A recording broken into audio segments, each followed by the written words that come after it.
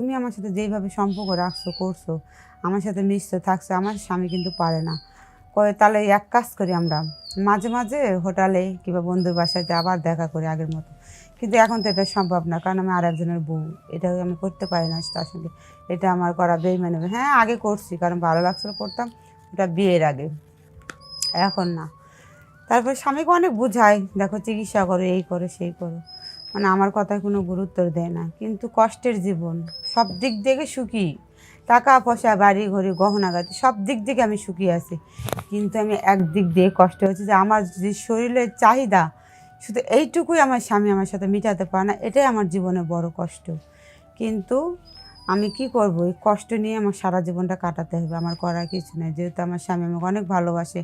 আসসালামু আলাইকুম, আমি রুনা, আমার বাড়ি জয়পুরহাটে।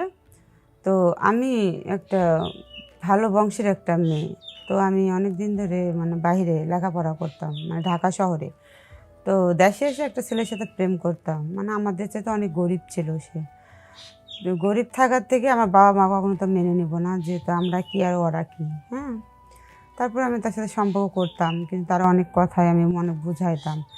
তো একদিন আমি তারে বললাম চলো একটু ঘুরতে যাই।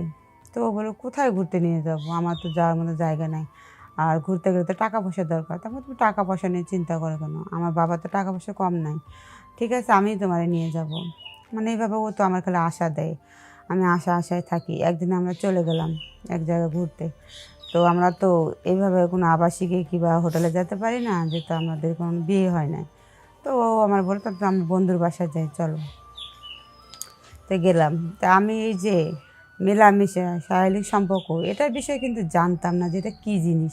কিন্তু হ্যাঁ, অনেক ছেলেরা বোঝে, কিন্তু অনেক মেয়েরা কিন্তু বুঝেও না বুঝার ভান, মানে বুঝতো না। তো বন্ধুর বাসায় গেলাম, বন্ধু হোটেলে লেখাপড়া করে, মানে বাসায় গেলাম। দুজন যাওয়ার পর আমরা তো দুজনে এক রুমে মানে ছিলাম। এটা- তো আমি বললাম তাহলে আজকে রাতটা এখানে থেকে যাই, সমস্যাটা কী। তো বন্ধু বললো আচ্ছা ঠিক আছে, তাহলে আমাদের বাসায় তোমরা থাকো, সমস্যা নেই, কাল সকাল হলে চলে যাও। আমি মনে করলাম আচ্ছা ঠিক আছে। তারপর ও আস্তে আস্তে আমার কাছে আসে। মানে এই কথাটা একটু জানতে চাই যে আপনি যে রাত্রে বন্ধুর বাসায় থাকবেন, এটা আপনার ফ্যামিলি থেকে জানবে না বা জানার চেষ্টা করে না না? না না, ফ্যামিলি থেকে জানলে তো আমাকে থাকতে দেবে না। এটা বলে গেছে যে আমি আমার বান্ধবীর বাসাতে যাচ্ছি। ও আচ্ছা আর কোনো বাবা মা চায় যে একটা ছেলের সাথে আমার মেয়ে রাত কাটায় বিয়ের আগে, কখনোই চায় না। আচ্ছা আচ্ছা, ঠিক আছে, জি যে বলেন। সেটা সেইভাবে আমার বান্ধবীর কথা বলে আমি গেছি, ও কার কথা বলে গেছে এটা তো আমি জানতাম না। আচ্ছা ঠিক পরে আছে। আমরা আস্তে আস্তে কাছে আসি, মানে অনেক মায়া জড়ে যায়, মানে আমাদের মধ্যে যা হয় বোঝেনি তো। কিন্তু জি। আমি তার কাছে অনেক সুখ শান্তি পেয়েছিলাম। কিন্তু ওর জন্য আমি পুরা পাগল পাগল ছিলাম, পাগল মতো অন্ধের মতো তাকে আমি ভালোবাসতাম। পরে আস্তে আস্তে আমার মা, মানে আমার মা বাবা বাড়ির থেকে জানতে পারে যে ওর সাথে আমার সম্পর্ক আছে। এটা তো কখনো কেউ মাইনে নিব না। পরে মা বাবা জানার পর বলে এটা কখনোই সম্ভব না, আমরা কি আর হ্যাঁ রাখি, আর তোমারও কি করে খাওয়াইবো, আর সামান্য একটা গরিবের হাত দিলে বড় লোকের হাত দেবে, গরিব লোকের কেন। পরে আমার মা বাবা আর এক জায়গায় বিয়ে দিয়ে দেয়। ওই জায়গায় বিয়ে হওয়ার পর আমার যে স্বামী দেখতে শুনতে কোনো খুব হ্যান্ডসাম সুন্দর ছিল, কিন্তু আমার যে শারীরিক চাহিদা, মানে আমার যে মনে কী চায়, কিন্তু ওটা সে আমার মেটাতে পারতো না। আমার প্রেমিকা যেটা আমার সাথে করেছে অনেক ভালো কাজটাই করেছিল, মানে আমার যৌবন জ্বালা, আমার শারীরিক সম্পর্ক অনেক চাহিদা সে পূরণ করতে পারতো, মেটাতে পারতো। তার কাছে আমি যে সুখ শান্তি পেয়েছিলাম, কিন্তু আমার স্বামীর কাছে আমি সেটা পাই না। এটা নিয়ে আমাদের অনেক সংসারে অশান্তি হয়। আমি অনেকটাই বুঝাই যে দেখো, ডাক্তারের কাছে কিন্তু অনেক চিকিৎসা আছে, তুমি করতে পারো, আর তুমি যেইভাবে আমার সাথে মেলামেশা করো তাতে আমার মন ভরে না। উনি আমার একটা কথা বোঝাতো যে আমি চেষ্টা করব, তুমি কোনটা দিলে খুশি হবে আর কোনটা দিলে খুশি হবে না। যে একটা মেয়ে স্বামীর কাছে কী চায়, শুধু এই সম্পর্কটুকু ভালো থাক, মনের তৃপ্তি মিলে সে যে আমার কাছে থাকতে পারে, সময় দিতে পারে, এইটুকুই চায়। টাকা পয়সা বাড়ি গাড়ি ধন সম্পত্তিতে কী হয়, কিছু হয় না। মনের খিদা বড় খিদা, এটা কিন্তু অনেক পুরুষে বোঝে না যে আমার বউ কীভাবে আমি তার কাছে মিশলে কিংবা থাকলে সে ভালো থাকবে। এটা অনেকে বোঝে অনেকে বোঝে না, কিন্তু আমি যেটা বুঝি, আমি যেভাবে আমার প্রেমিকার সাথে সম্পর্ক রাখছিলাম, মানে সময় কাটাইছি, তার সাথে মেলামেশা করছি, তার কাছে যে তৃপ্তি শান্তি সুখ শান্তি এই জীবনে আমি পেয়েছি, কিন্তু এটা আমার আমি স্বামীর কাছে পাইছি না। কিন্তু মনে মনে ভাবি, অনেক সময় মনে হয় কি আমি এই সংসার চাইলে আমি তার কাছেই চলে যাই, কিন্তু আমার করার কিছু নেই, সে আর একটা বিয়ে করেছে।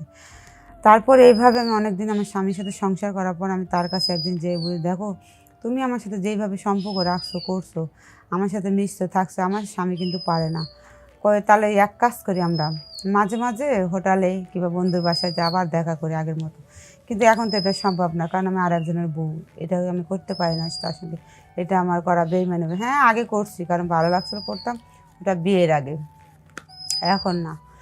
তারপর স্বামীকে অনেক বুঝাই, দেখো চিকিৎসা করো, এই করো সেই করো, মানে আমার কথায় কোনো গুরুত্ব দেয় না। কিন্তু কষ্টের জীবন, সব দিক থেকে সুখী, টাকা পয়সা বাড়ি ঘড়ি গহনাগাটি সব দিক থেকে আমি সুখী আছি।